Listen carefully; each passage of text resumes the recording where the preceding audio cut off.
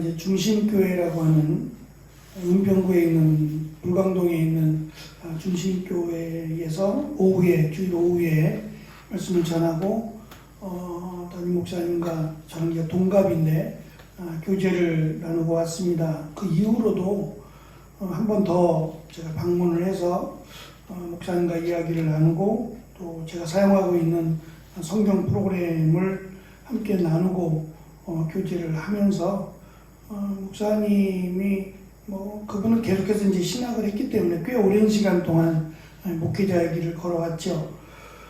그럼에도 불구하고 이 성경에 대한 관심이 참 많아서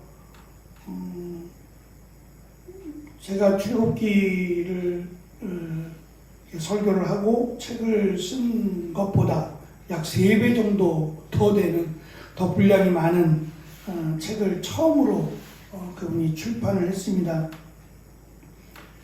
그만큼 말씀에 대한 관심과 또 사모함이 참 많아서 굉장히 반갑고 또 기쁜 마음으로 교제를 합니다. 어제도 연락을 하면서 전화가 와서 통화를 하면서 12월 중에 한 번 더 목사님이 와서 좀 가르쳐 줬으면 좋겠다 라고 하는 통화를 했습니다.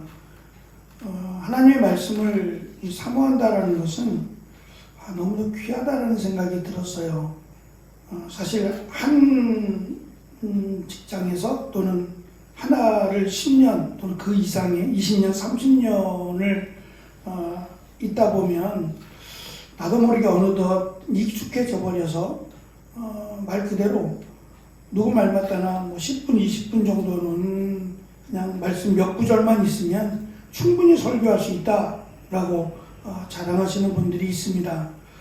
못한다는 말이 아니라 그냥 잔소리처럼 하나님의 말씀을 그냥 막 설명하고 이야기하는 그런 것이 아니라 정말 말씀을 우리에게 주신 그 말씀을 알기 위해서 부단히 노력하고 또 수고한다는 것은 마땅히 말씀을 전하는 자가 해야 될 정말 기본적인 모습이다라는 생각을 다시 한번 하면서 저도 다시 한번 정신 차리고 말씀 앞에서 하나님께서 주신 이 말씀을 알아가는 일에 더욱 힘써야겠다라는 생각을 가져보았습니다. 1절, 2절, 3절이 어찌 보면 계속해서 바울이 똑같은 말들을 반복해서 하는 듯한 느낌을 계속해서 받습니다. 1절에 있는 알아주기를 원한다라는 말과 2절에 그리스도를 분별하기를 원한다라는 말, 그리고 이 말씀이 비밀에 있었다.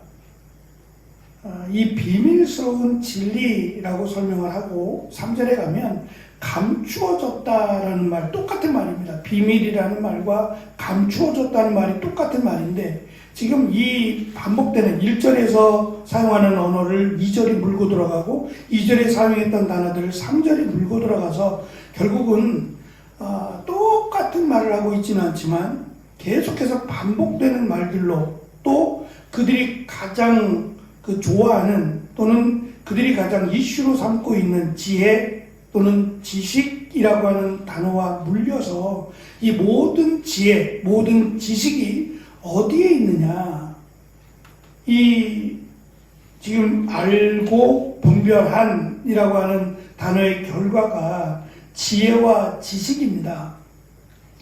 그러니까 모든 것을 안다는 것, 모든 것을 분별한다는 것은 결국 그가 지혜와 지식이 충만하다라고 하는 의미예요. 근데 그 결과를 그들은 당시 영지주의로 봤다고 그랬습니다. 이것이 당시의 모든 것을 평가하는 잣대였어요.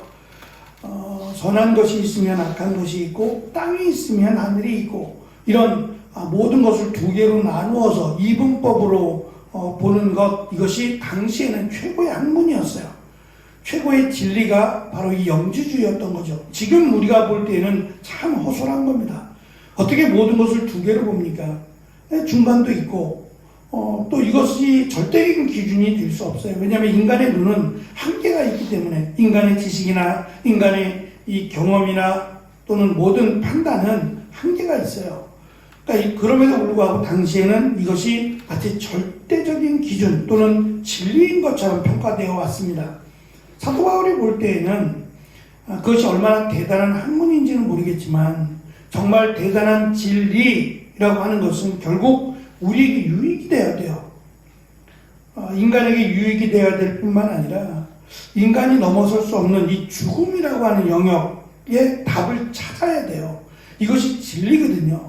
그러니까 우리가 살고 있는 이 땅에서의 수많은 종교가 진리가 될 수 없는 것은 그 끝이 결국 인간에게 유익이 되지 못함이고 또한 죽음에 대한 답을 내리지 못하면 그것은 진리가 될 수 없어요. 그런데 예수 그리스도를 믿음으로 우리에게 영원한 생명, 영원한 구원을 주기 때문에 이것이 진리가 되는 겁니다. 그런데 이것이 우리가 생각하는, 인간이 생각할 수 없는 그 영역 너머에 있는 하나님의 계획이고 하나님의 비밀이었기 때문에 이 비밀을 아는 자가 결국은 모든 지혜와 모든 지식을 가진 자다라고 하는 것이 바울이 강조하는 바입니다. 그래서 모든 지혜, 모든 지식이 어디 있느냐 하면 이 영지주의 안에 있는 것이 아니라 그리스도 안에 있다라고 하는 것을 사도 바울은 강조합니다. 물론 당시에 십자가라고 하는 것은 용서받지 못할 죄를 지은 자들에게 주어진 형벌이에요.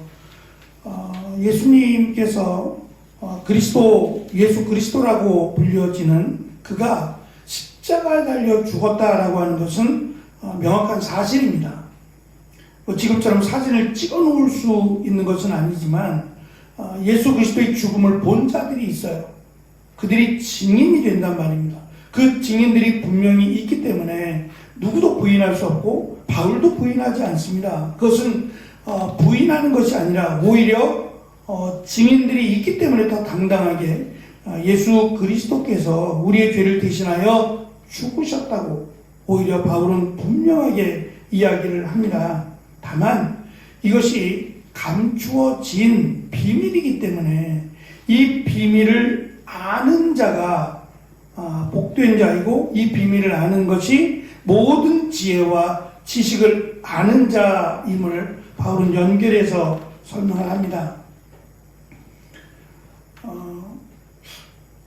정말 답을 찾을 수 없을 때, 소망이 없고 희망이 보이지 않을 때 사람들은 이 보물이라는 것에 관심을 가져요. 그래서 이 보물을 찾아서 자기가 마치 이 억압된 또는 답을 찾을 수 없는 것에 대한 희망을 보려고 하죠. 그래서 보물찾기에 나서는 사람들, 지금은 거의 없습니다만 보물찾기에 나서는 사람들도 있었고 지금도 그 복권이라고 하는 것에 기대를 거는 분들이 있어요. 그래서 늘 여유가 있어서가 아니라 복권을 사기 위해서 여기가 1등이 당첨됐다 그러면 여전히 줄을 서서 여기에서 복권을 사면 당첨이 될 수 있다라고 하는 희망을 가지고 여유가 있든 없든 간에 몇십 장을 사서 그 복권을 통해서 희망을 걸어보는 사람들이 꽤 많습니다. 그 말은 결국 내가 가진 능력, 내가 가진 힘으로는 무언가 답을 찾을 수 없다고 생각하기 때문이에요. 하지만 이것이 얼마나 허무한 것인지 빨리 깨달아야지. 그렇지 못하면 거기에 쏟아붓는 자기의 노력이나 이 돈만 가지고도 무언가를 해볼 수 있다라는 생각을 갖습니다. 지금 그 당시에 이런 지혜와 지식에 대한 관심이 높았던 이유는 로마의 강력한 정복 때문에 자유라고 하는 희망이 보이지 않았기 때문이에요. 자유가 억압된 상태에서 그들이 이 자유를 또 다른 환경이나 또 다른 눈에 보이지 않는 곳에서 자유를 찾으려고 했어요. 눈에 보이는 곳에서는 자유를 찾을 수 없기 때문에 보이지 않는 또 다른 그 미지의 영역 가운데 자유라고 하는 것을 찾기를 원했어요. 그러다 보니까 지혜와 지식이 발전할 수밖에 없었고 이 육체적인 자유는 빼앗겨도 영혼의 자유만큼은 영원하기를 발했습니다. 이러한 영향 덕분에 이 지혜 또는 지식에 대한 관심이 굉장히 높아서 이게 남들이 알지 못하는 새로운 이 정보라고 하는 것에 관심이 많았어요. 그러다 보니까 로마가 정복한 이 도시에 꼭 세워진 것이 극장이라고 하는 거예요. 그러니까 바람을 타고 뭐 바닷바람이든 산바람이든 바람을 타고 이렇게 소리를 내면 지금처럼 이렇게 뭐 소리를 크게 할 수 있는 이런 그 기계가 없던 시대니까 바람을 타고 광장이 만들어지고 극장들이 만들어졌어요. 그래서 이 밑에 강단에서 이야기를 하면 이 관중석이 만들어져 있어서 관중석에서 소리를 들을 수 있도록 그렇게 자연의 힘을 빌려서 꼭 극장들이 만들어졌는데 이 극장들에 이런 그 지식이나 지혜에 대한 정보를 가진 자가 늘 앞에서 말을 하면 많은 사람들이 이 관중석을 메워서 들었어요. 그러니까 이러한 관심들이 많았던 때에 바울이 다니는 곳곳마다 이 구원에 대한 그러니까 최고의 지식이 사실은 영생이라고 하는 거니까 이 영생에 대한 이 복음을 전하게 되면 적지 않은 사람들이 모여들었다가 결국 십자가를 꺼내게 되면 사람들은 이것이 가짜다, 말도 되지 않는다라고 하며 분노하며 돌아갔어요. 그러나 그 가운데는 정말 성령의 도우심이라고 밖에 할 수 없는 믿음의 자리에 서는 사람들이 있었어요. 그 많은 사람들 중에 한두 명이라도 믿음의 자리에 들어서는 사람들이 있었어요. 그것은 이제 바울이 택하는 것이 아니라 하나님께서 또는 성령께서 하시는 일이죠. 분명히 여기에는 바울이 그랬던 것처럼 하나님의 능력이 말씀에 있어서 이 능력으로 사람들이 변화가 되고 또 그리스도께로 오는 사람들이 있음을 바울이 알기 때문에 이 한 사람을 찾기 위해서 바울은 끊임없이 복음을 전했던 겁니다. 바울이 지금 강조하는 1절과 2절과 3절에서 계속 꼬리를 물어가며 강조하고 있는 너희들이 가장 중요하게 여기고 너희들이 뭐 자다가도 벌떡 일어나서 귀를 기울이는 이 지혜 또는 지식이라고 하는 결과는 우리를 단순히 그 영혼의 자유로움뿐만 아니라 우리를 죽음이라고 하는 곳으로부터 자유케 할 영원한 생명을 허락하는 것이 진리다. 그리고 이 진리는 있다. 이 진리가 바로 예수 그리스도 안에 있다라고 하는 이 내용을 바울은 전하고 있습니다. 오늘이 11월 마지막입니다. 내일은 또 12월 1일이 되겠죠. 이제 정말 달력 한 장을 앞두고 물러설 수 없는 2023년을 우리가 마지막으로 두고 살아갑니다. 2024년의 트렌드가 AI랍니다. 뭐 지금도 그렇지만 그래서 유전자를 조작하거나 나노의 기술이 도입되거나 뭐 퀀텀 컴퓨터와 같은 고사양의 컴퓨터 시대가 빠르게 다가올 것이라고 합니다.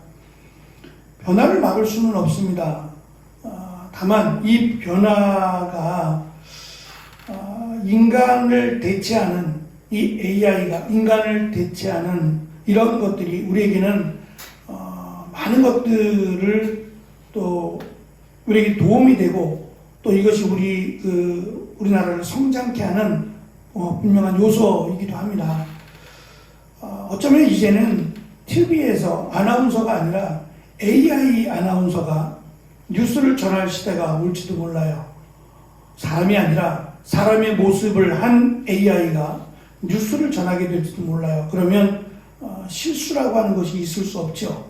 간혹 뉴스를 하다 보면 이 뉴스를 전하는 앵커들이 가끔 이런 실수를 할 때가 있어요. 그러면 죄송합니다라고 이렇게 사과를 하기도 하죠.